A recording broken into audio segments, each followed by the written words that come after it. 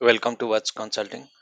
Today we will explore the enterprise structure configuration in SAP, explaining its significance at a detailed level. Every organizations operate with multiple legal, financial, and operational entities. Without a properly structured SAP system, business struggles with financial misreporting, inefficient transaction management, and compliance risk and poor intercompany processes. Our example today is Tata Group, where we configure the parent company TGOCL and its subsidiaries TTCL, Tata Tea, and TSCL, Tata Salt. We are going just to define the a company TGCOL as a parent company. So the company is the highest financial entity in SAP. It allows consolidated reporting but does not handle transactions directly. It ensure group level financial reporting, meaning we can generate a aggregated balance sheet across subsidiaries. So so here you can see I have already created a company TGOCL, and I have given the name Data Group of Company Limited. Here I put the country in and language English and currency EINR.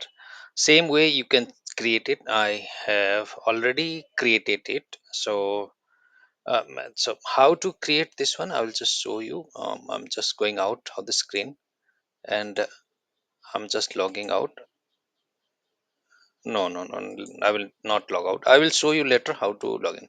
So I'm just clicking on OX15 here. See here, I just put the transaction code OX15, or you can go through the link also, right? So just here you can put the company name like I just put in TGO. It will not allow me, but still I'm just going keeping it here. And Tata Group of Company Limited. Here you can just put the country. You can put the key in after keying in the transactions, and you can put in the details like if I'll put the country English, country India, language ENG, and currency INR. So as I have already created, so it will not allow me to save. See here, it is not allowing me to save.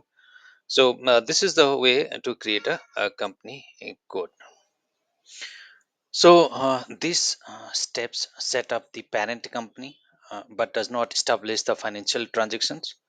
So for the financial transactions and like kind of legal entity reporting, the local regulators and all everything, that would be done at company code level. So in the next session, we are going to create a company code in SAP, and we'll talk more about company codes in our next session. Thank you for watching. If you like my video, please like and subscribe.